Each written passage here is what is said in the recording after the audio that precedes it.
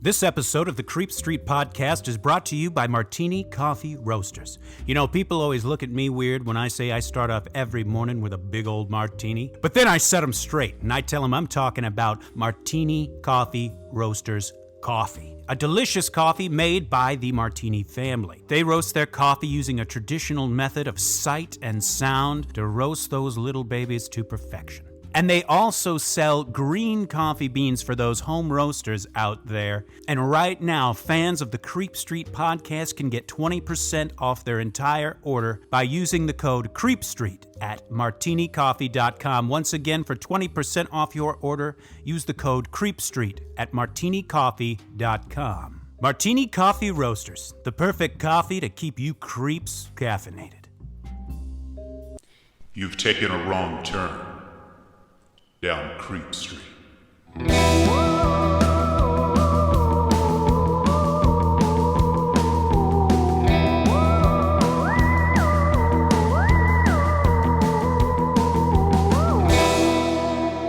Citizens of the Milky Way, this is Maureen Bogey. And this is Dylan Hackworth. And you are listening to the what?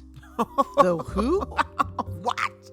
Gosh darn it, what you listening to? The where, the when? The why, the how? You are listening to the Creep Street Podcast. Yes. Ever heard of it? Oh, and what a week to be listening to the Creep Street Podcast. Oh, yeah. Because we got something scary dished up. Got something freaky, something to stuff those stockings with. You're sitting around an open fire. Maybe you're roasting chestnuts. Maybe you're just staring at it. Ooh, yeah. Maybe you're not by an open fire. I don't know. I don't know your life. Maybe you're actively on fire. Right. Which I honestly admire your dedication to the podcast if you're still listening. Yeah. Many thanks to you. But whatever you're doing, you are getting ready for some spooky, scary ghost stories to go along with the season. Well, as we know, it was always tradition around the holidays to tell a ghost story. Right? I mean, A Christmas Carol. What is it if not a ghost story? Absolutely. So you're welcome to just years and years of tradition. Yeah.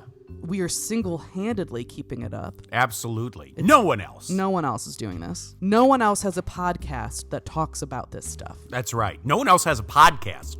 We're the only podcast in the world. Man, heavy lies the crown. Yeah, it feels good.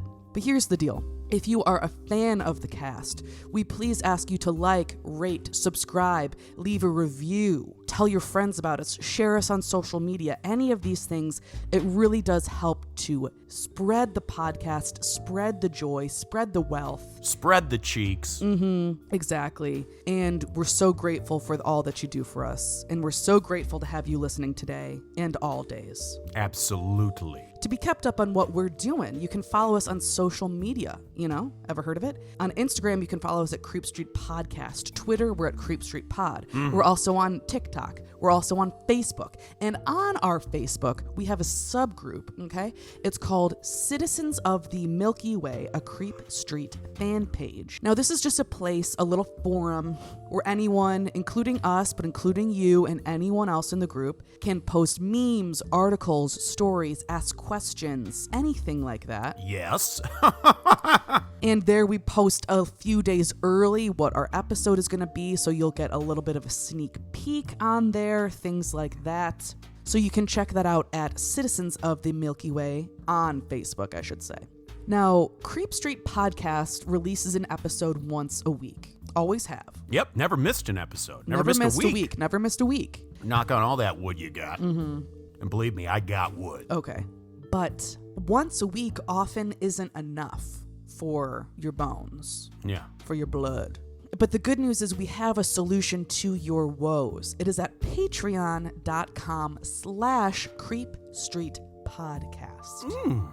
At patreon.com, we have all sorts of bonus content. We've got movie reviews, movie commentaries, short stories, interviews, full bonus episodes, and anything and everything in between. We are going to have a little mini episode up there soon about the origins of Santa Claus. Yes. So if you're interested in that, as well as other spooky, scary things, feel free to check that out at patreon.com/creepstreetpodcast.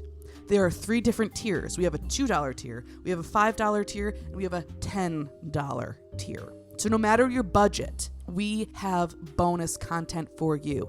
And getting a loved one a Patreon subscription to Creep Street Podcast is a fantastic gift this holiday season. Yes.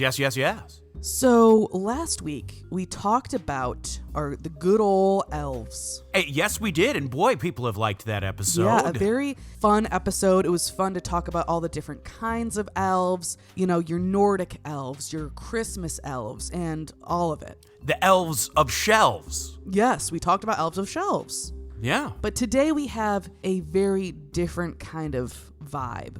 We're going for the good old creepy true story today. Yeah. Dylan, what are we even talking about today? Ooh, we have got us a haunting that will send a shiver down your spine, folks. Today we are talking about the Demon of Brownsville Road.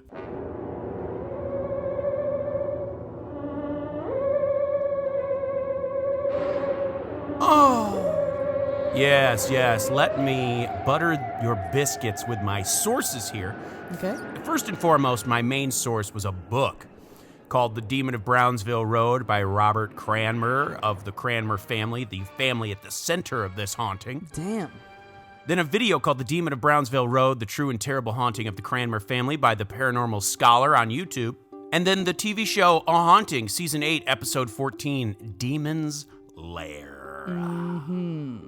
Now, just a wee little heads up. The book that I use as my main source, this haunting, lasted over a period of 17 years. Yes. So I'm doing my best to sort of condense, to get all of the spooky stuff. And I'll make sure to tell you, oh, well, at this time the kids were this age or whatnot. But I had to condense it all, to squeeze it all in. You know what I mean? Squeeze it all in. Yeah, daddy.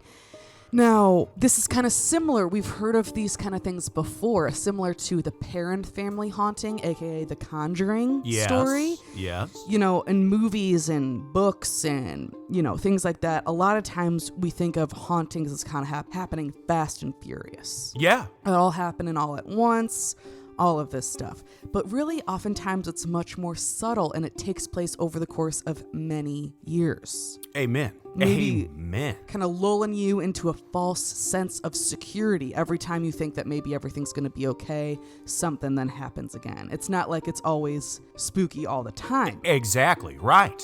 Well, that's exactly what happened in this story. So this story concerns the Cranmer family of Pittsburgh, Pennsylvania, specifically the suburb of Brentwood, Pennsylvania. And what's interesting about this story is it involves a somewhat well-known politician, a somewhat well-known person, Robert Cranmer, the father of the family and the author of the main source. Robert was from Pittsburgh, and ever since he was a child, he had a fascination with this house that was in his neighborhood. This house stood at 3406 Brownsville Road. And ever since he was a kid, he dreamed that one day he would own that house. He was never able to understand his fascination with it, just that it was always there, and he always wanted to be a part of that house. He says it in the book, he says it in the videos I watched. You know, he just said it was so stately and beautiful, and I just always dreamed of being a part of the house. Interesting. You know. Okay. So, the first half of the book is kind of a slow burn because it's setting up the events of the haunting. So here's just a bit of backstory. Bob Cranmer served as an intelligence officer in the U.S. Army. He was granted release from the Army via what is called a hardship resignation after the sudden and unexpected death of his brother. After leaving the Army, Bob would go into the private sector and then into politics. Bob was also a very religious guy. Aside from working in politics, Bob also had a passion for the Bible and for ministry. And Bob married his wife Lisa in 1980 and was married to her while he was in the service. It was in 1986 that he actually left the service because of the aforementioned death of his brother. And then the family moved to Whippany, New Jersey in 1986, where he worked for AT&T. And there, the family even built a new house. It had always been the goal, though, that eventually they would move back to Pittsburgh, specifically Brentwood, the Brentwood suburb of Pittsburgh, to raise their family. Very nice suburb. Well, that dream was realized much more quickly than they had anticipated. The following year, after moving into their new house in New Jersey, the one they just built, Robert was shocked to learn that the current owners of 3406 Brownsville Road were eager to sell. Eager to sell? Eager. What? What are the chances? His dream home. This family owning the place was apparently willing to part with it for a steal. This seemed so odd to the family why the McHenry family, the family that was currently living there, was so eager to leave. But nevertheless, they went to have a look at the place for themselves. And by the way, just to set the scene for you, at this time they already had 4 children. Oh. Jessica aged 4, Bobby aged 3, David aged 2, and Charles at a tender 2 months old at the time. From the moment they stepped inside the home, though, something seemed off. Oh, okay. Go on. The house was essentially a mini mansion with 4 floors and like 14 rooms. Nice. This house had built-in bookcases, a music room, high ceilings. It truly felt like a castle to them. But immediately they started getting some red flags, even during the initial walkthrough of the property with the owners. It was something about their attitude. It seemed as if they were hiding something. Oh, no. They had been taken around the whole house, and now they were being shown the basement. That's when they noticed that the 3-year-old Bobby wasn't with them. They asked 4-year-old Jessica if she knew where her brother was, and she just kind of shrugged, but said she didn't like it down there in the basement. Bob and Lisa turned and looked back up the stairs from the basement that opened up into the kitchen, and they were a little surprised to see that the door to the upstairs had been closed. Yet none of them actually heard it close. In the book, Bob mentions that when he turned and asked his wife if she wanted to go look for Bobby, that he saw Mr. McHenry had a look of concern on his face. Mr. McHenry quickly went up the stairs and opened the door and said with a smile, "Maybe we've seen enough down here." Basements are always fucked up. Always, baby.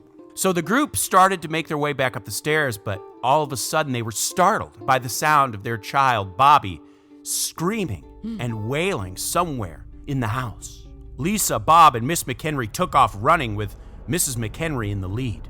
They ran through the first floor until they came to the base of the large oak staircase. Bobby's cries were accompanied with gasps and gulps of air, as if he was trying to call for help. They found him huddled up on the first landing of the staircase. His eyes shut tightly, tears streaming down his face. It was actually Miss McHenry that got to Bobby first, and she immediately threw her arms around him to comfort him, almost like a mother would, which was surprising to Lisa and Bob. And she asked Bobby, "Are you all right? Did you see something? Did you go upstairs?" Bobby just looked past her and up at his mother saying, "You were gone," meaning he had kind of lost track of them. Keep in mind, he's 3. Right. He lost track of where his parents were and got scared. As Lisa comforted her child, Miss McHenry made a comment that seemed a bit snarky, saying, "You really need to keep track of your children." Rude. To which Lisa responded, "You've had several sons. Didn't they ever go running through the house?" Miss McHenry replied, "Not as much as you might think. We weren't exactly told the whole story when we bought the house." Oh, no.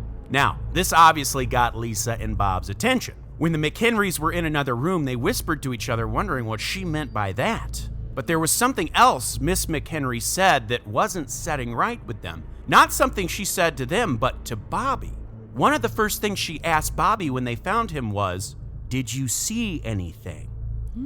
What could she have meant by that?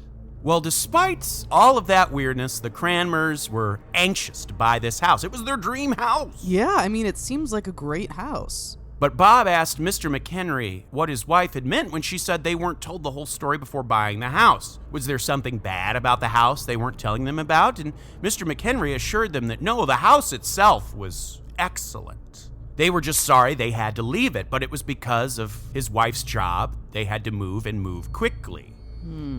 But then something Mr. McHenry said caught Bob's attention. He said that the family had even celebrated Mass here at the house. And their sons had even had their first communions there as well. Oh. Well, Bob Cranmer was born and raised a Catholic, even though now he was kind of more practicing Protestant. And he had even been an altar boy, and he knew that the Catholic Mass of Communion was rarely ever done outside the church, and when it was only under special circumstances. Yeah, I was gonna say that's pretty wow. Doing it in a house. You have to get permission, I guess, or Yeah. like a blessing to be able to do that. So interesting. I wonder if something spooky's going on. I don't know. So despite these weird red flags, the family moves into the home, and almost immediately, weird things start happening. Oh, brother. Now, just for clarification, like I said, this takes place over 17 years. Yeah. The bulk of the scariest stuff wouldn't really start happening until the kids were kind of in their teenage years. Which maybe makes sense. Yes, but weird things were happening immediately. And the family was actually not closed off to the idea that there was within a couple weeks of moving in, they said they believed they had a ghost in the house, but they said they considered it, they referred to it as Casper the Friendly Ghost. Oh, well, For there you go. years. For years they experienced things, but it was very mundane, and they just considered it just kind of a added quirkiness to the house. Right, right. Oh, we have a ghost, but it's a friendly ghost. I mean, I get that. You know, you love this house so much, you don't want to leave it. And if nothing bad is happening, You're right. you know? The things that would happen were really more of a nuisance than scary. Things like objects going missing, things like that. Yeah. But after moving in, the family began to have issues. Family issues, familial issues. That was causing a lot of stress in the family. One day while in the yard, doing some yard work in the garden, they ended up digging up a small metal tin, and inside of it they found some religious medallions and even a rosary. When they called the previous owners to ask about what they might be and why it was there, they were brashly told to put the tin back in the ground where it was and to leave it there. Oh, that's weird. Also, something that is interesting to point out that we will come back to, that will come into play later in this episode. Growing up in Brentwood, see, like I said, Bob, the husband, he grew up there. There was actually another house a few doors down from where they lived that was kind of considered to be the local haunted house, not the house they moved into. Right. A different house. All the neighborhood kids, including Bob, were terrified of this other house and wouldn't go near it. So just keep that in the back of your mind. It wasn't not this house, another house. Well, there was this one room in particular on the upper floor, one of the upper floors, that seemed to be especially off-putting. Not that the room looked off-putting, they referred to it as the blue room because of its blue wallpaper and decor, and that is actually where they put their son Bobby. That became his room. They often would go into the room at night to find Bobby wasn't in his bed, but curled up in his closet, asleep on the floor. Oh. Keep in mind, Bobby is only like 3 or 4 at this time, right? So they're like, okay, maybe he's just being a silly goose. Exactly. There was enough strange things happening around the house that they decided, just to be safe, let's have a priest come and bless the house. Yeah, why not? So the priest would go from room to room, blessing them as they went. When he came to the blue room, Bobby's room, little Bobby stood in the doorway with his arms out and a scowl on his face. He didn't want the priest to enter his room. Oh. They just shrugged it off, and the priest still blessed the room just while standing outside of it. But hey, the little scamp didn't want the priest coming in his room. Interesting. A little weird, but also, you know, kids will be kids. Kids shall be kids, everyone. I mean, let's just put that out there. There was one incident when their son Bobby was young. He was at home from school. He was sick that day. Bob was at work and the other kids were at school, and Lisa had gone to the pharmacy to get Bobby some medicine. Bobby was lying in his bed resting when all of a sudden he began to hear a strange noise. How he described this noise was something like the sound of bagpipes, and they just kept getting louder, as if it was getting closer to his closed bedroom door. Louder and louder. In absolute shock and terror, Bobby watched as his bedroom door opened, and entering the room was some sort of figure that looked as though it were made of electric static or lightning bolts. Oh, weird. It was about the height of a child but had no face. It entered the room and stood at the foot of his bed. Then, that is when a taller, darker shadow figure entered the room. It wore what looked like a long, black cloak, with only one hand protruding from it, very much like a grim reaper. Scared out of his wits, Bobby threw the covers over his head, only for them to be torn off a moment later. Hovering above him in the air was some sort of illuminated entity. Bobby closed his eyes and screamed, and when his mother returned home shortly after, she found him inconsolable. Oh, no. But they tried to kind of shake it off as maybe he had a pretty bad fever and stuff. Maybe it was hallucinations. Or maybe it was like he was half asleep or, something like that. Exactly. But, I mean, we've heard of this kind of thing before, though, where it's like the static-looking thing. We've heard about this with alien encounters. Yes, absolutely. Well, Bob, around this time, began working in politics. Uh-oh. And he was away a lot. And because he was a well-known politician in the area, the children were often harassed because of who their father was. But then also, as the kids got older, things just began to change. Their moods began to change. For example, when their daughter Jessica was 16, she got pregnant. Oh, no. Bob and Lisa were fighting constantly and came close to divorce many, many times. Their son Bobby became reclusive and violent, listening to that heavy metal music, wearing dark clothes, I think even probably cutting himself. Things like they mention that a lot. Oh, that is very sad, actually. During this time, like Lisa was even had to be taken to a psychiatric hospital for a while. Oh, damn. Some of the kids did too. A lot of stuff. Like I said, I'm condensing a lot of stuff. And all the while this is going on, there's bump in the night stuff happening, but it hasn't really gotten insane yet.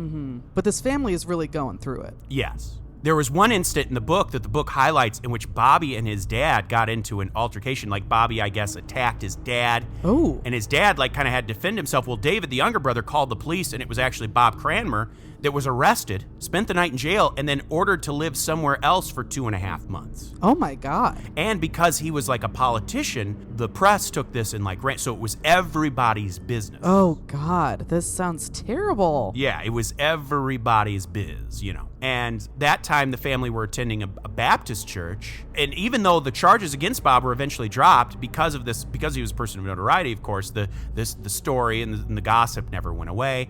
And it kind of made him a pariah in many Pittsburgh social circles. For example, like I said, they were Baptists, and he often even would preach at many Baptist churches as a guest, But after the story hit the papers, they were kind of given the cold shoulder by the Baptist community. Well, as time went on, their newest grandchild, Colin, so Jessica's baby boy, because remember Jessica got pregnant. Right. As the years went on and he started, became like a toddler age, stuff like that, he began to display signs of a developmental disorder. They don't really go specifically into it. I'm guessing it sounds more like it was speech, things like that. Right. Like there's some kind of delay there. Just, some kind of delay. And they don't go into specifics, but yeah. Very common. Very common. These things happen. Of course, in the book, Cranmer states that he feels like the demonic presence was already at work in the family's lives, causing all of this tension.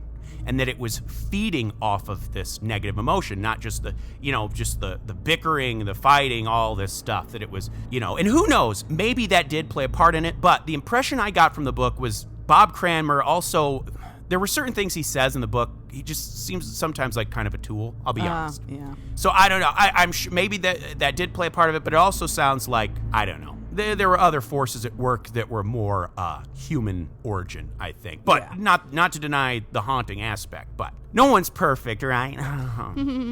It seemed often like he would put his political career before his family, essentially. Oh, that sucks. Like I said, it was when the kids became teenagers that this bulk of the scariest stuff really happened. So, like I said, as the years went on, a variety of strange things happened. Furniture moving, faucets turning on and off, the sound of footsteps walking through the house, etc. The family had no problem, like I said, accepting that there was a ghost, but they felt it was harmless. They referred to it as Casper the Friendly Ghost. That's right. One thing in particular that caught Bob's attention was happening on the first floor. You walk in and there's this gorgeous grand oak staircase that goes up to the upper floors. And at the side of the staircase, underneath it, there's like a little walk-in closet for your coats and stuff. Very nice. Well, he always noticed every time he went into that closet that, there's a light fixture in there with a little pull chain that you'd pull to turn the light on and off. And every time he'd go in there, he'd notice the pull chain would be wrapped around the light fixture. So Bob was like, that's interesting. So this was the first time he actually decided to interact with the weird stuff that was going on. He would undo the chain, close the door, come back, and it would be wrapped up again.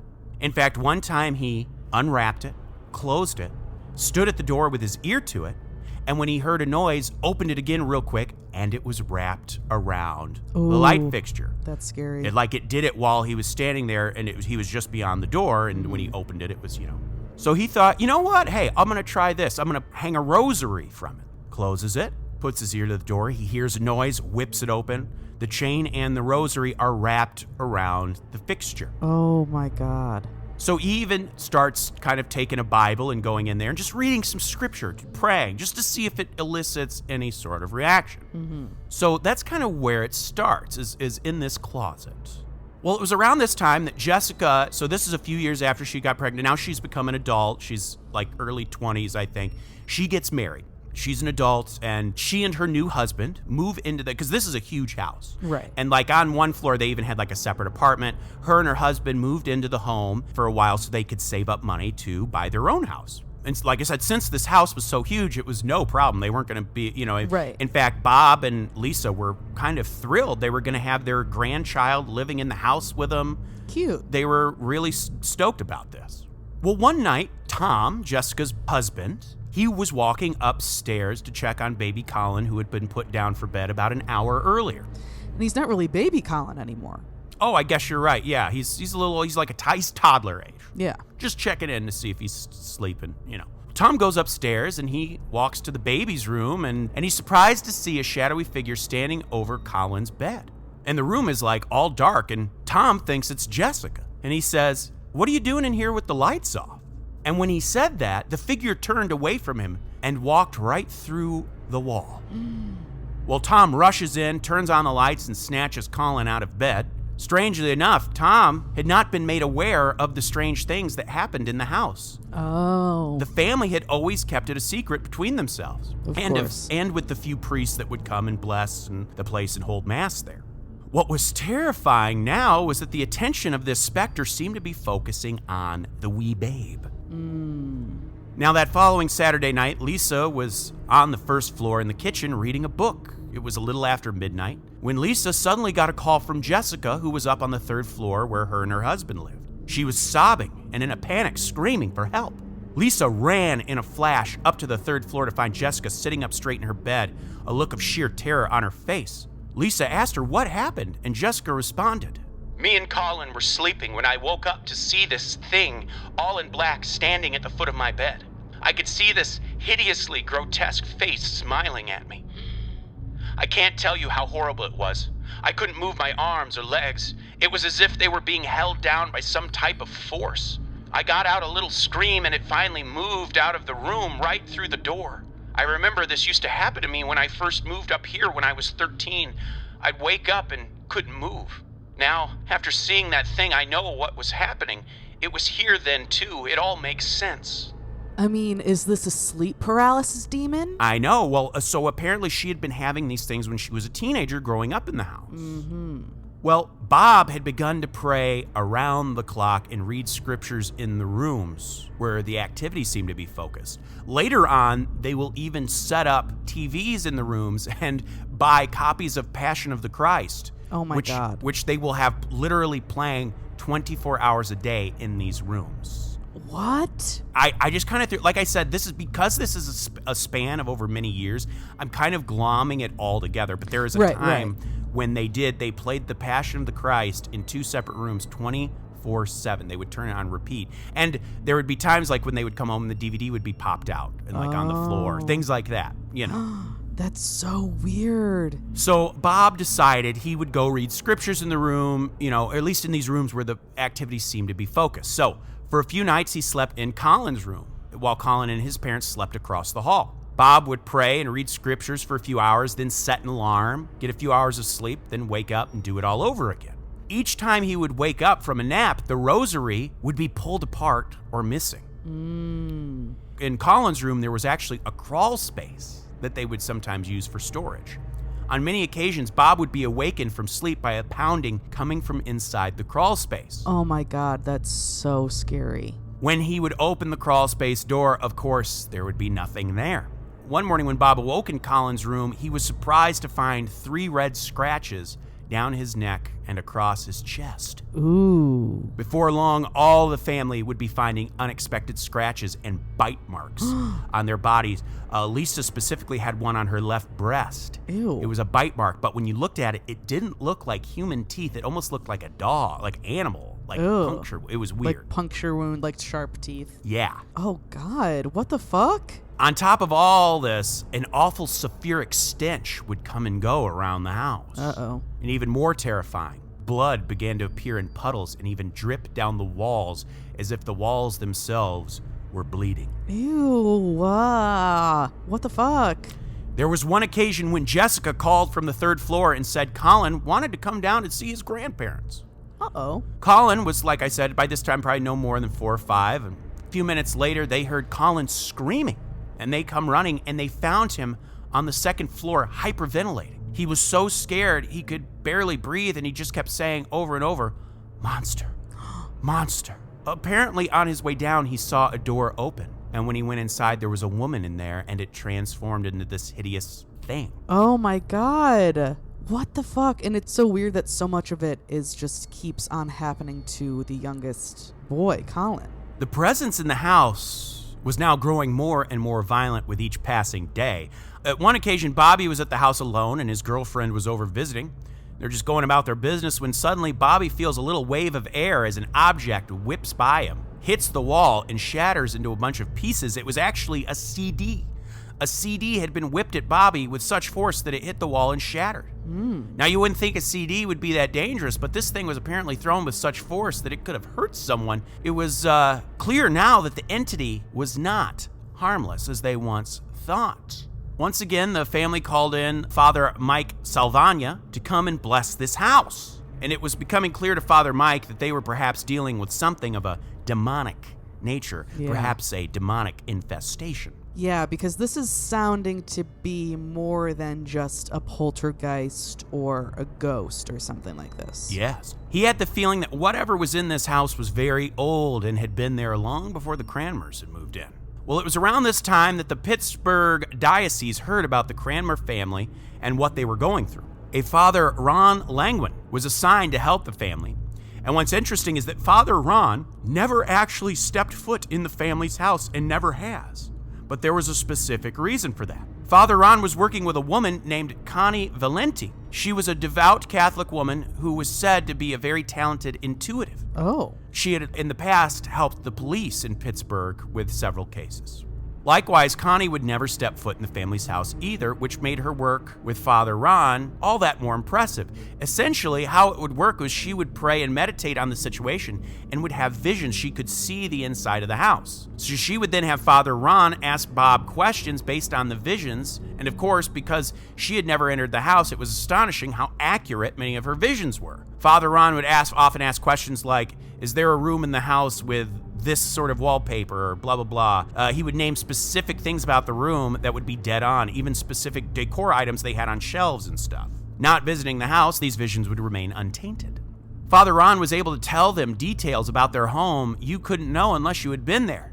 He was able to tell them things that they even didn't know. For example, Father Ron asked Bob on the phone if there was a place in the backyard where a large tree once stood. And yes, there had been. In fact, there had been 2 trees in the backyard that the previous owners had removed. Father Ron said that there was something significant about where one of those trees once stood and to bless it with salt. Specifically, he told Bob to take salt and toss it in every corner of the house while praying, and then to dispose of the rest of the salt somewhere far away from the house.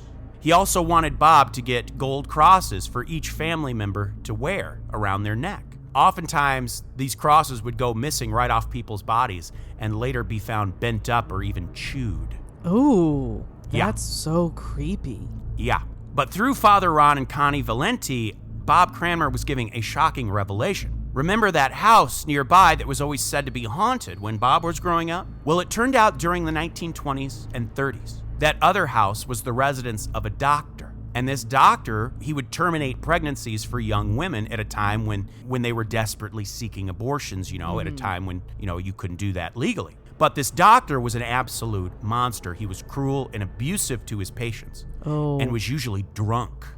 He was careless and would often permanently injure or even kill some of his patients. Oh my God. So what does this have to do with the Cranmers house, right? Well, this doctor apparently rented out some space in the basement of the Cranmers home. And it was there in the furnace room that he would dispose of the terminated remains. Oh my God. What the fuck? The family that lived in the Cranmer house back then was apparently the Malik family. They were apparently on hard financial times and so would happily take his money for rent. They probably didn't even know what was going on. Absolutely. This was all somewhat corroborated by research Bob had done at the local Brentwood Historical Society. There was also something that Connie and Father Ron revealed to the Cranmer family. Apparently, back at the end of the 19th century, a mother and her 3 daughters were killed by Native Americans. The purpose of the killing was said to be to discourage further settlement in the area. The husband of the family was away in the army, and when he returned to find his family dead, he buried them in the yard and planted big oak trees over where the graves were. Oh, interesting. Well, Father Ron was now convinced that an exorcism was needed to help the family. To get approval from the church, he told Bob they needed to get outside observers to record the happenings at the house. So they reached out to a paranormal research group from Penn State University. This group would actually go on to have a TV show, a paranormal TV show called Paranormal State. I can remember watching that some. During their investigations, they all had incredible experience as well. The group's leader asked where had this all begun, and Bob told him about the closet under the large staircase on the first floor, that this is where the pull chain kept getting wrapped around the light. Well, the man, his name was Adam, he was kind of the leader of this group. Adam had a feeling that maybe there was an area of the house that had long been closed off, and it was here that the entity would emanate from, like it was kind of like its little lair. Well, Bob decided what the heck and decided to cut into the wall under the staircase. To their shock, they discovered a small L-shaped area that had been closed off from the rest of the house. Inside, they found many strange things, such as an amber stone, a complete skeleton of a bird, as well as 3 playing cards. A king of spades, and a queen and 3 of hearts. They were from 2 separate decks. But they also found some of Bobby's own Lego toys. Oh. And they found a crumpled up piece of paper. When they opened it up, they found 2 sketches on the paper. On the front was a drawing of what seemed to be the backyard at sunset. But on the other side, it was very different. It was of a man smoking a cigar who was being laughed at by another man who had a pig's head. Oh. And nearby it was a coiled snake. And the edges, the sides of this, the corners of this drawing were burned. Keep in mind, too, this room was completely sealed off. Like, how would, Bobby's Legos get in there? You're right. Huh. Well, they started to think that maybe this was from one of the builders who might have put a curse on the house. Oh, interesting. Very interesting. Here is some observations that the Penn State crew had made on one night of observation. Ryan and 6 or 7 people were praying in Bob's library. We didn't know what was going on with the case at that time. Ryan had a camcorder on a tripod in the back of the room. The next part I don't talk about much in public. But after being exposed to this stuff for years, I've developed a lot of sensitivity. As we were praying, in my mind's eye, I felt very strongly that under the stairs it felt like a deformed or abused child was coming toward the room, even though the door was closed. It felt sad and upset, like it was coming towards the prayer, wanting help. I felt like there was something wrong. Then a really strong evil presence came into the room, and everyone felt it. They kind of rocked back on their heels. We were in a circle, and we leaned back, repulsed by it. In my mind's eye, I saw and almost heard this mocking, evil, really arrogant thing floating up in there in the room, maybe 4 feet off the floor, and I saw that it had babies wrapped around it. It was disgusting. It was male, and it seemed to come when that child was coming for help. It was worse than repulsive. There was a camcorder running at the back of the room, and we didn't know it at the time, but it went black right before that evil presence came into the room. We were kind of freaked out, so we said the St. Michael prayer, and then it did feel like positive forces came into the room. Wow. This was Bob Cranmer's observations of what he saw on one of the nights that the Penn State team was there. The PRS team arrived around 8 p.m. on Friday, February 21st, 2005, and it would prove to be an eventful visit. They set up their equipment and once again used the 3rd floor as a base. We let them work and went to bed around midnight. As they were having a meeting on the 3rd floor sometime early in the morning hours, 3 very pronounced scratches suddenly appeared horizontally across Adam's forehead. This was caught on tape. And when I saw them the next morning, I told them that they were the exact same scratches that had appeared numerous times on my neck and chest.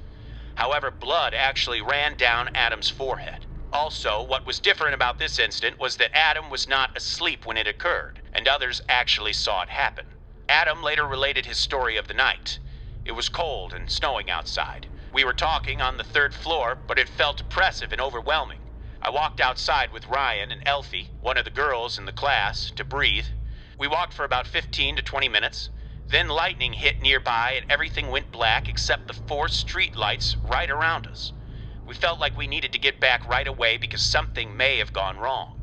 We returned to the apartment on the top floor and entered one of the crawl spaces off the back room. Ryan demanded that the demon say its name. We were sitting in tight quarters when he said, "I demand you to say your name." My eyes were open, but I saw letters as if there was a piece of paper held in front of me. I saw S-A-T. The next letter was H. We left the crawl space. And when I got home, I looked for names, and turns out that Sothi is a female demon. Then everyone was brainstorming about, what do we do? What does it mean? I was very new to all of this and hadn't had these strange images and impressions before. I thought maybe I should reflect on it. I went to the other room alone, sat on the floor, closed my eyes, meditated. I pictured the house, and I could see it. Underneath the lower part of the house, I saw faint, tattered souls, and then bigger things milling about, and they weren't good. Then one turned and looked at me. I opened my eyes and stood up, and I felt dizzy, so I went back into the other room. The others turned and asked me, "What's wrong?" I stood there, and these scratches welted up and appeared on my forehead as they watched, and they were filmed. So goodness gracious. So a lot going on there. A lot going on. Bob decided, this was enough for the church to grant an exorcism. A Father Labar was dispatched to the place. He went from room to room conducting the exorcism, and strangely enough, that night was pretty much uneventful. Bob was expecting some big old showdown, but it was actually very quiet. Father Labar told the family that he was very happy with how the ceremony went. He did say that in the coming weeks they may experience a few happenings that were essentially just echoes of the entity, but that it would eventually subside entirely. Just as Father Labar had said, a few weeks passed, and some strange things did begin to happen intermittently. But it all came to an end on the night of February 24th, 2006, when the family held Mass in their basement with Father Mike. During the ceremony, strange tapping noises began. That's when emerged a smoky black figure. Father Mike and Bob followed it to the coal room, where they cornered it and prayed. Bob demanded the entity leave forever, and they watched as it seemed to dissipate and sink into the floor. After a few moments, it vanished entirely. After 17 years, it was finally over. Wow. Remember the oak trees in the backyard? Well, the family had a landscaping team come over, and I guess they had tools to do like a scan, like an X-ray, I don't know what you call it, like an X-ray scan of the ground. Mm-hmm. And their findings were consistent with what you would find from an exhumed grave. Oh. So, meaning that people probably were buried there at some time. Damn. This seems to confirm the story about the soldier who buried his wife and daughters there and then planted the oak tree over the graves. Local records also did confirm that a doctor named James Mahan did live at that other house and shared it with a pediatrician who was said to have a bad reputation about town. Ooh, fuck. Today, the house is called the Grand Oaks Estate as a way to honor the family that was buried under the oak trees. It was converted by Bob into a bed and breakfast in 2019 after Lisa and his marriage ended. Oh. I don't know any specifics, but their son David has also died unexpectedly. I don't know. Oh, sad. When the book was published, they were all still alive and together in 2013, I think, when the book was published, 2013, 2014. But since then... Oh, sad. I know, very sad. While the house is now in B&B, it is not marketed as like a haunted location, but rather as a cozy, romantic getaway. So Maureen, I mean, that's a lot of info in one episode, but like... Damn. Scary stuff. Very scary stuff, and so much going on. I mean, I know it took place over a long period of time, but like, this just seemed to have a little bit of everything with it kind of reminded me a little bit of like American Horror Story, the first season, a little bit, with like all of this weird stuff going on with the medical history and all that spooky stuff from the Murder House season. But like, yeah, what a creepy, scary, freak-tastic story. And something that was also interesting was that there was writing. They had found writing in that secret room that had the word Moloch on it, or it was similar to the word Moloch, which was an ancient, I think, Sumerian demon. I can't remember, but it was associated with child sacrifice. Oh. And if you think about it, the family that originally built the place and lived there was the Malik family, close to. Weird. Yeah, there was that whole element. It kind of gets lost in the shuffle, but that was another kind of freaky element. Very freaky. Yeah. Dylan, thank you so much for doing all of that fantastic research. Of course. And putting together a spooky, scary episode. It was my pleasure. My pleasure. Oh my gosh. Well, you know what? What? I got a list of names I wouldn't mind getting in a crawl space with. Oh, come on. Folks, the names of our top tier Patreon subscribers, and we have a newcomer. We've got a newcomer here today. Of course, the Dream James Watkins, the Finnish Face Via Lundqvist, the Madman Marcus Hall, the Vivacious Vicky McHugh, the Tenacious Teresa Hackworth, the Heartbreak Kid Chris Hackworth, the oh-so-suave Sean Richardson, the British Bonebreaker Bex Martin, the Notorious Nicholas Barker, the Terrifying Taylor Lashmet, the Count of Cool, Cameron Corliss, the Archduke of Attitude, Adam Archer, the Sinister Sam Kiker, the Nightmare of New Zealand Nwelene Vavili, the Loathsome Johnny Love, the Carnivorous Kevin Bogey, the Killer Stud Carl Staub, the Firestarter Heather Carter, the Conqueror Christopher Damian Damaris, the Awfully Awesome Annie, the Murderous Maggie Leach, the Sir of Sexy Sam Hackworth, the Evil Elizabeth Riley, Lauren Hellfire, Hernandez Lopez, the Maniacal Laura Maynard, the Vicious Karen Van Buren, the Arch Nemesis Aaron Bird, the Sadistic Sergio Castillo, the Rapscallion Ryan Crum, the Beast Benjamin Huang, the Devilish Chris Doucette, the Psycho Sam, the Electric Emily Zhang, the Ghoulish Gerd Hankum, the Renegade Corey Ramos, the Crazed Carlos, the Antagonist Andrew Park, and the newcomer, the monstrous Michaela Shearer. Michaela, you are so welcome here. We're so happy to have you. Thank you, thank you, thank you for being a top tier Patreon subscriber. It really means the world to us, and we're so happy to have you here with us. Of course, like, rate, subscribe, share, just evangelize the good name of Creep Street. Give us a 5 stars, thumbs up on whatever you listen to us on. And of course, just like Michaela and the rest of the gang, if you want more, you go to patreon.com/creepstreetpodcast and get us in your personal stories. Please do. We want to get that episode out to you soon. So if you have any experiences with ghosts, if you have a weird urban legend from your hometown, if you know of any weird true crime from your hometown, anything like that, and anything and everything in between, please reach out to us. You can DM us on any of our social media platforms, or you can email us at creepstreetpodcast@gmail.com. Citizens of the Milky Way, my name is Dylan Hackworth. I'm Maureen Bogey. Good night and goodbye. Goodbye.